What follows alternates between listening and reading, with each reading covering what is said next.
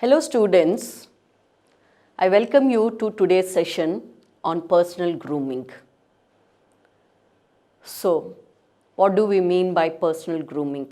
There are two important words in this phrase, personal and grooming. That means maintaining the self, maintaining yourself. So, let me start today's session with a small anecdote. Apparently, during the freedom struggle, Mahatma Gandhi once visited Shanti Niketan to meet his friend Rabindranath Tagore. And as they were waiting to go and interact with the students, it seems Rabindranath Tagore told Gandhi, wait for a few minutes before we go to the prayer hall to talk to the students. I will just be back. And then for half an hour he didn't turn up. Gandhi reminded him twice. You know, Gandhi was very punctual about the timings. The students are waiting. Why don't you make it fast? And Tagore said, I am coming, I am coming. And finally, after half an hour, Tagore came with his hair neatly combed, his beard neatly trimmed, wearing the best of his clothes. Then Gandhi asked him, why do you take so much time to groom yourself? After all, you stay on the campus and your students know you, they see you every day. Why do you need to spend so much time on your personal grooming? It seems Tagore said, I groom myself not because I am going to keep looking at myself in the mirror, but because my students are going to keep looking at me for a good part of the day and I must be very presentable. I must look my attractive best and I must look pleasant and appealing to their eyes. So this is a very important lesson we must remember, that a great person like Rabindranath Tagore, even in his late 50s, with so many students, he took utmost care to see that he was presentable before he went to meet his students. So, we cannot undermine or underestimate the importance of personal grooming. It is very important that we look always our presentable best. So, I will start today's session with another quotation. It is by the famous philosopher, Greek philosopher Aristotle, who said, your personal beauty is a greater recommendation than any letter of reference. This is also something I tell my final year students all the time. When you're going to the interview, don't think that because you're academically brilliant and you have all the talents, that is enough. You must show the interviewer the earnestness of your approach towards the interview by turning yourself in the best possible way on that interview day. Wear your best clothes, wear a blazer if possible, if you can afford one, polish your shoes, trim your hair, shave your cheek before you go for that big day. And this is what Aristotle probably meant, that more than your CV, before your CV can be gone through by the interviewers, you will be appearing before their eyes. And nothing more to recommend for the post than yourself. So, this is an opportunity for you to brand yourself personally. So, what do we mean by grooming? Well, grooming is the process of making yourself look neat and professional, business-like. You are becoming engineers very soon. In the next 3 years or 4 years, you will be doing lot of things, learning lot of technical skills, and you will be ready to join the workforce and big organizations. So, you have to make yourself appear to look like a professional. It's not just enough. You cannot take it for granted in today's competitive world that you have the talent and the skills and that is enough. There is the personality aspect which is equally important. So please keep this in mind when you join this institution. In fact, at VFSTR, we follow a dress code. We advise all our students from day one of joining here to wear formal attire, to wear shoes if possible, so that dressing well and looking your best becomes a part and parcel of your everyday life. That it becomes a culture for you, and you don't have to make any extra effort on that day when you have to go for the interview, or when you have to later, after the 4-year study, go and join the workplace. Because that will become part and parcel of your daily routine. Ironing your clothes, combing your hair neatly, shaving your cheek, and maintaining your nails, or also trying to look clean and hygienic. So, as I was already telling you, the efforts you take to make yourself and your appearance look tidy and pleasant is what we mean by the word personal grooming. As I already said, what do we groom? We groom ourselves physically. We have to see that at least weekly once we prune our fingernails. We see that we wear proper attire which is well ironed and not creased. It looks very disheveled, or it looks very shabby if somebody does not iron their clothes and comes to the class with their clothes all crinkly and full of creases. Then it is also very important to maintain your teeth and your oral hygiene. When you speak to people standing beside them, your mouth should not smell. It puts off people, even if you look very attractive and presentable.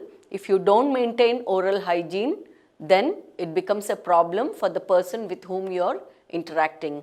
They may not tell you on your face, but disheveled hair and bad odor from the mouth can be extremely putting off for people in today's social and professional context. If it is the case of a boy, your girlfriend will run away from you, and vice versa. So please maintain your oral hygiene. Take care to see that you visit the dentist regularly. Maintain your oral hygiene always. And also overall cleanliness. Very often I find students coming to the class without proper combed hair, looking extremely sleepy and looking very dull. When I ask them, they say that they didn't have an opportunity to have a bath because they got up late. Do you think that is making oneself presentable? And do you think that person will be really able to learn anything sitting in the class when he is not comfortable in his body? So this is very important. When we have early morning wash, our pores on the skin get stimulated. There's good circulation to our skin and also to our brain.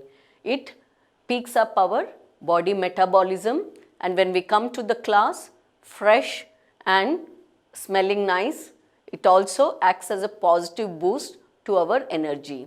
So please remember this. Take utmost care to make yourself clean, presentable and looking neat and well. Please remember, you may some people dismiss personal grooming saying that it's not important. See, ultimately what matters is what you have learned and what you can contribute. But how do people know? For instance, if in a situation like an interview, how do people know that you are very erudite or you are very knowledgeable and that you are a confident and highly skilled professional unless you look like one? So, please keep this in mind. Whether it is real or whether it is imaginary, it is a fact that people very much form their first and their last impressions depending upon how people look. For example, in the interview room, when you walk into the room looking very well dressed with a confident stride, that 1 minute stride and walk from the door to the interview table will have left a lasting impact on the interviewer's mind. They would have formed a certain opinion about you even before you have had an opportunity to open your mouth and speak. So, this is something you need to bear in mind. today's competitive world, you cannot leave that even 1% chance to any other factor other than yourself. That if there are certain people sitting in the board, in the panel, who are likely to give lot of importance to personal appearance, then you would have lost that person's impression if you do not turn up to your interview in a presentable way. Now, if somebody, let me give you another example. If somebody doesn't have the habit of regularly trimming themselves and keeping themselves presentable. For instance, boys, I find many a time boys on the campus, they never bother to tuck their shirt into their pants. They never bother to wear proper shoes. But on the day of the interview, they have to do that, and sometimes they even sport a tie before going to the interview. And they're so conscious of their appearance, or wearing this new attire and wearing these shoes for the first time makes them extremely conscious of their appearance, and this robs them of their spontaneity to speak freely and naturally when they go to the interview. So, if you make it a part and parcel of your everyday life, dressing well, wearing shoes, tucking your shirt, if possible, also regularly trimming your hair, then you don't have to feel that there is something strange with your appearance on the day of the interview. You will feel comfortable in your skin and you can perform your natural best. So, and as I already told you, that if you look well presentable, if you look presentable, you will feel confident. And if you look confident, you will feel confident.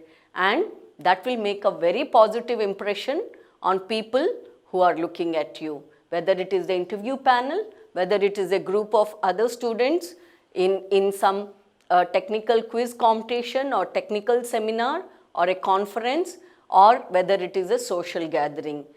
Just by virtue of looking good and keeping yourself presentable will help you to distinguish yourself from the rest of the crowd.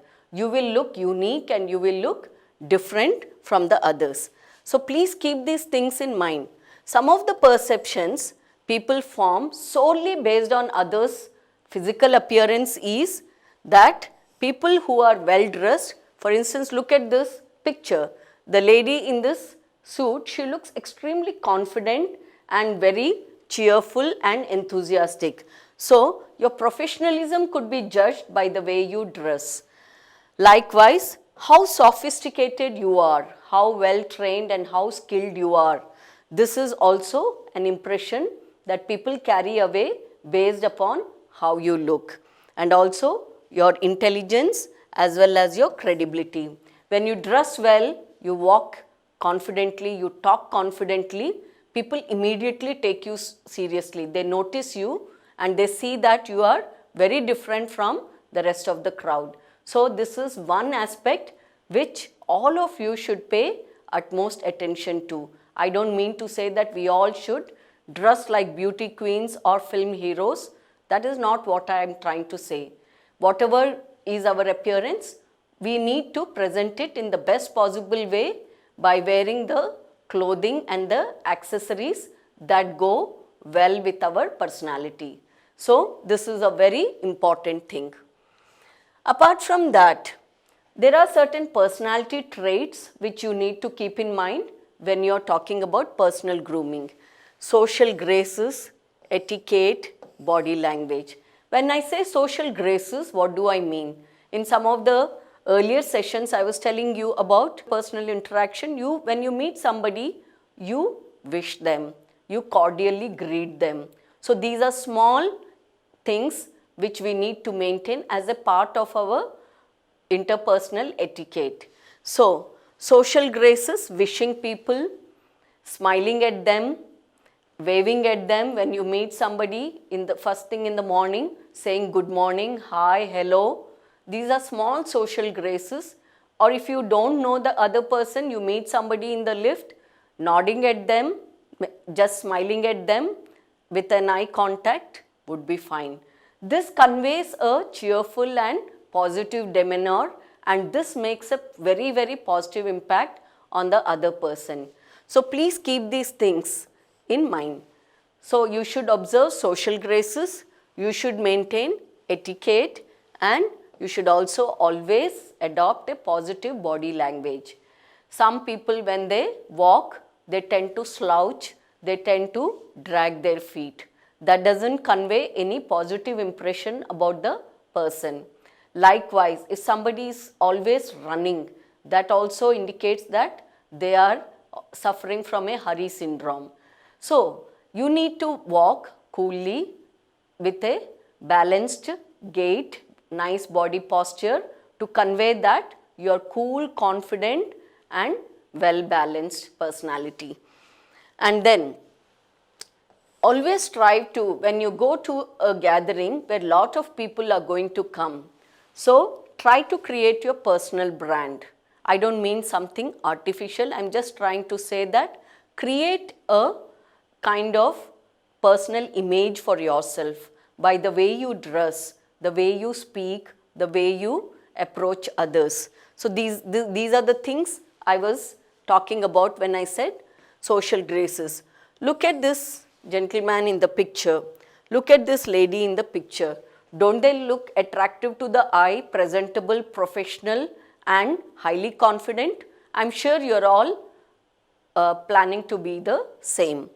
Then body language, as I said, have a erect posture, walk with a confident stride and always use lot of hand gestures when you're speaking or interacting with others to express your ideas, your views or your thoughts. And then maintain the etiquette of dressing. So what do we mean by etiquette of dressing?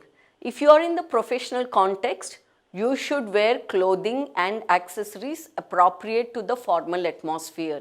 If you go to the workplace, unless there is some special event like a religious festival, otherwise you are required to wear clothing which is formal, which is simple but well ironed and clean and well ironed, and maintain minimum accessories.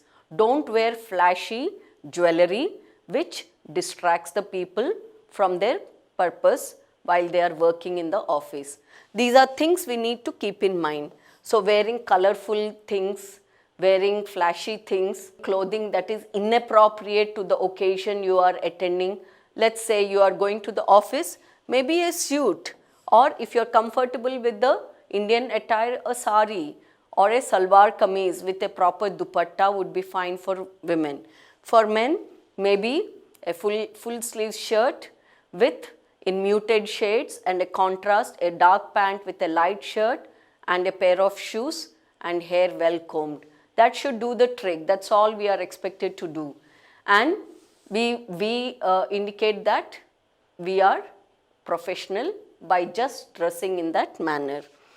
And if women carry accessories, probably they can go for some neutral shades or they can go for black or brown, which is very often the done thing in professional atmosphere. Then maintain the do's and don'ts of conversation. So you should, when I say social graces, that is also what I mean. You should have an understanding of the appropriate manners in a particular context. So it is very often said that Indians are very curious. They do not respect others' sense of privacy and they sometimes ask absolute strangers very personal questions like what is their age or what is their salary and so on and so forth.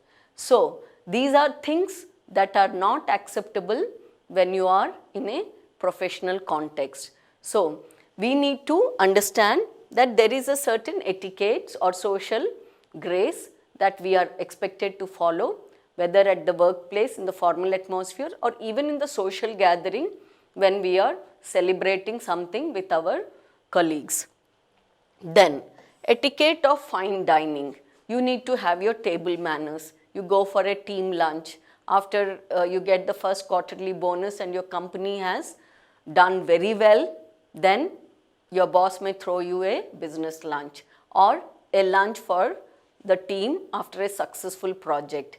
So when you go, this having social dining from time to time, so dinners or lunch is a very common thing nowadays at workplace.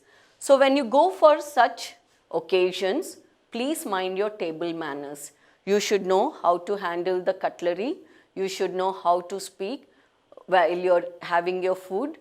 Don't speak with your mouth full of food, or don't make clattering sound when you're handling the spoon and the fork or the knife, and place them in appropriate position when you're not using them. These are some of the social graces you're expected to follow. So if you're going to an IT field and you go for an on-site project, the company obviously also gives you some training on how to mind your table manners. But you need not wait till then. It would be a good idea. There are a number of free YouTube videos where you can download and you can watch what you should do when you are having a dinner with a business client or with your team.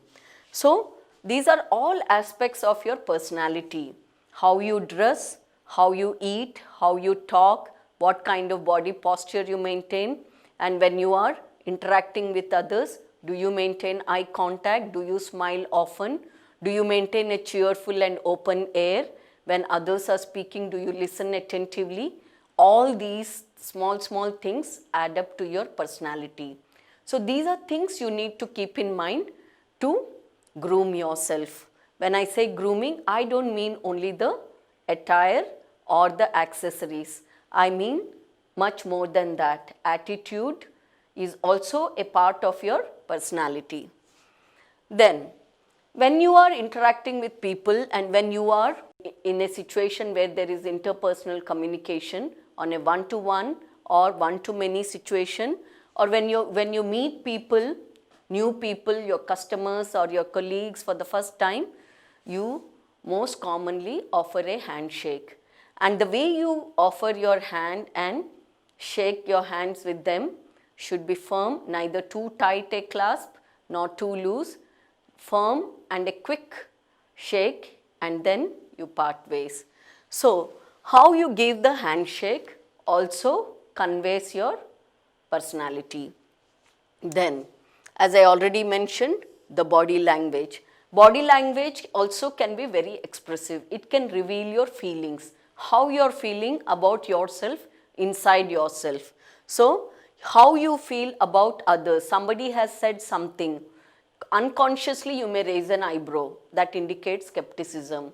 Or unfortunately, your face may show disgust. So, body language has to be minded, and if you don't like something or approve of something that someone has said, you should know how to conceal and be diplomatic and tactful in your conversations and interactions. And posture is important. When you speak to people, how you maintain your posture, are you attentive to them, how much spacing you maintain, proximity you maintain with the other person when the other person is speaking, particularly if the other person happens to be of the other gender. These are all things that matter a lot when we are in a situation of interpersonal communication. Then, avoid fidgeting or avoid shaking or unnecessary movements of your hands or legs. You should know when to use them and use them expressively. Likewise, your face. Your face is the index of your mind. Your face can communicate a lot of things. Somebody said something, you didn't like it. Unconsciously, you avert your eyes and you look down. It indicates that you did not like what the other person said. But in professional context, you cannot afford to be so open and transparent. You should know how to be tactful. Even if you didn't like what somebody said, how are you going to show your disagreement without being impolite or being rude to the other person? You should know how to manage your feelings and also still maintain an open and receptive air while listening to others. Maintain eye contact, smile as much as you can. When I say smile, I don't mean smile meaninglessly, but appropriately from time to time to indicate that you are a pleasant and a amiable kind of person. And also the voice. When you speak, how do you speak? Do you look uncertain? Do you keep speaking in such a way that it indicates your thoughts are disorganized? You say something, you take a long pause, or your voice shakes, or you repeat. So your voice can convey a lot about your level of confidence. So this is something you need to keep in mind. So when people speak, their voice also is a good channel of expression of what kind of person or how does the person feel about himself or herself. Then you must sound, whenever you speak, try to sound sincere and confident. Your pronunciation is important. In one of the earlier sessions, if you remember, we had discussed how to make or how to improve our pronunciation. I had given you some examples. Some of the most commonly used words are often mispronounced. And in a serious business presentation, if you are making certain words you are pronouncing badly, sometimes it is unintelligible. That can create confusion and even laughter in the audience. So please check your pronunciation and try to at least learn the appropriate pronunciation of 5 new words every day. I had asked you to learn at least 5 new words. When you learn the meanings, the synonyms and the antonyms of that word, also try to check with the dictionary and see how the word is pronounced. Don't take anything for granted. For example, even a simple word like listen, I find many students saying listen. There is no buzzing sound there. As I told you in the earlier class, a simple word like against, many students say against. A simple word like thermal, many students mispronounce it as thermal. So these are some of the words that we need to keep in mind. At least try to gradually correct yourself by observing how good speakers are pronouncing these words.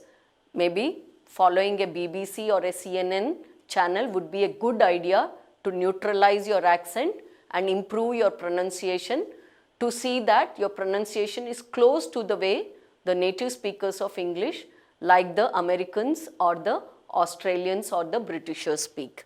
So pronunciation is very important. The tone of your voice, modulate your voice, okay? Don't try to speak in the same monotone. Try to modulate your voice in such a way that it creates interest in the listeners. And then don't speak too loudly or don't speak too softly. Both could be a problem for the audience. If people speak too loudly, it appears like they are screaming or aggressive. If people speak too softly, it appears like they are mumbling and they are indistinct, and the audience or the listener thinks that the person is not confident about what he or she is planning to say. These are things you invariably give away when you are not speaking at the appropriate pitch and the volume. And also, very, very important thing, avoid using slang. When I keep moving on the campus, I keep listening to my students' conversations.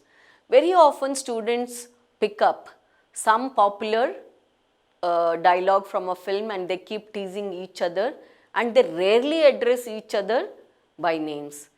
Very often they put nicknames to their friends and they speak derogatively about a heroine or a hero or some public figure.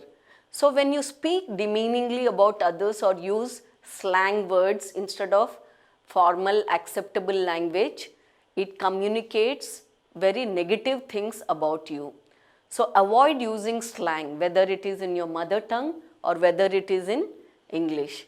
These things communicate more than you would want to admit. People, when they listen to you adopting slang, they may get a poor impression about you.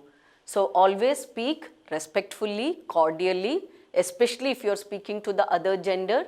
Always try to maintain a language that is appropriate and sensitive to others' feelings. Try to show that you are empathetic and understanding towards others, and using the appropriate language and speaking in a smooth and cordial way without using any kind of slang words indicates that you are a decent and a respectable person. Yes, apart from that, etiquette, we already mentioned it. What do we mean by etiquette? Etiquette means social manners. For instance, you are walking behind your friend and suddenly your friend enters the room and doesn't hold the door open. He is insensitive or she is insensitive and just leaves the door as soon as he or she has entered. The next person, let's say it is you, the door slams on your face. How do you feel about it? You feel miserable, right? So these are things we need to keep in mind. When we expect some kind of treatment from others, we should also reciprocate in kind. We cannot do something like, suppose there is a lift, somebody is trying to get into the lift, and even after seeing this, you don't keep the door open. The other person may be desperately wanting to reach to the class or reach to the place in time.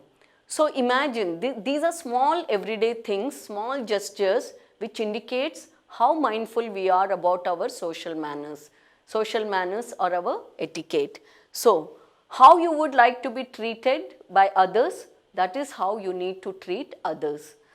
So show always good manners, politeness, and it creates goodwill.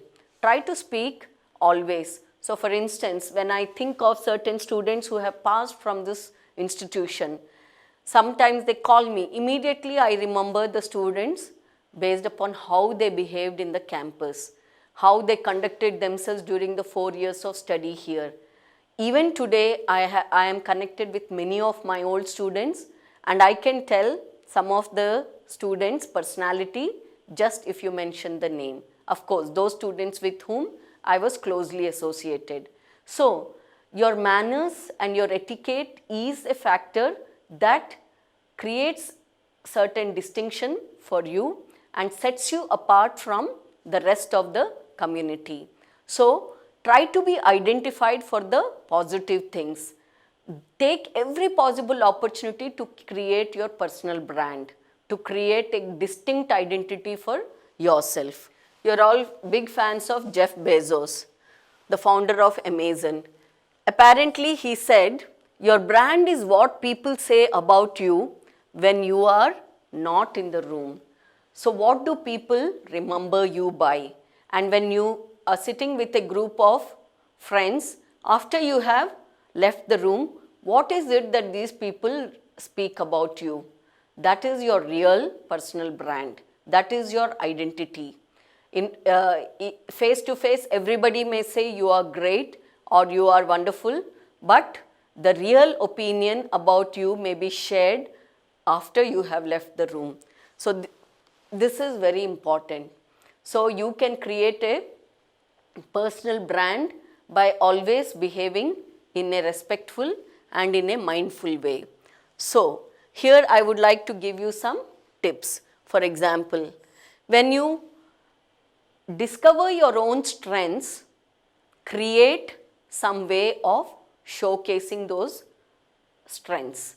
So discover your potential, identify your key strengths, then create a way of manifesting or showcasing them. Then communicate this to others. These are the things I am good at and this is what I am. So discover, create, communicate, and after having said that I am great at programming or I am a great chess player, after you have communicated and declared it, maintain that excellence. That creates your personal brand. So remember this mantra: discover, create, communicate, maintain. First identify your own key traits. What are your personality traits that sets you apart from others? Identify your positive qualities. Then create a platform for yourself or create opportunities or look for opportunities to showcase your strengths to the others. And having showcased and communicated that this is what I am good at, maintain that excellence consistently from first year to the fourth year. This will create a certain image for you or a personal brand for you. And that is how your personality becomes distinct from the others. Yes, before I conclude today's session, once again I would like to remind you, you are your greatest asset. Invest your time, invest your effort, and invest your money into training yourself consistently and continuously, grooming yourself and encouraging your greatest asset. And by asset, what do I mean here? Your personality. Invest your time, invest your effort, invest your money, and nurture your personality. See that your personality is the gateway for your success. Dress well, look clean, and look well groomed, behave well, and be sensitive and empathetic towards others, and maintain the small things like interpersonal etiquette, and this will distinguish you from the rest of the community. If it is the case of campus life, you will be identified by how you behave on a day-to-day basis. How do you look? How do you behave? How do you talk? How do you interact with others? When you approach your professors, what do you say? How do you choose your words? And how do you communicate with others? All these things together will create an image for yourself, which I am sure will become your brand mark. So, I hope that all of you, when you join Vignan, will take care about these aspects. I want all of you to maintain yourself as true professionals by dressing well and by behaving in an appropriate way, like a budding professional who is going to take up leadership roles in tomorrow's industry. So, with this, we will move on to the next session tomorrow, and I hope that this session was useful to you and all of you will actually put it into practice. When you come to VFSTR, I want you to be wearing your uniform, sporting your ID card, and also, of course, well groomed with neat hair, clean nails, and so on. Nice meeting you all today. Thank you.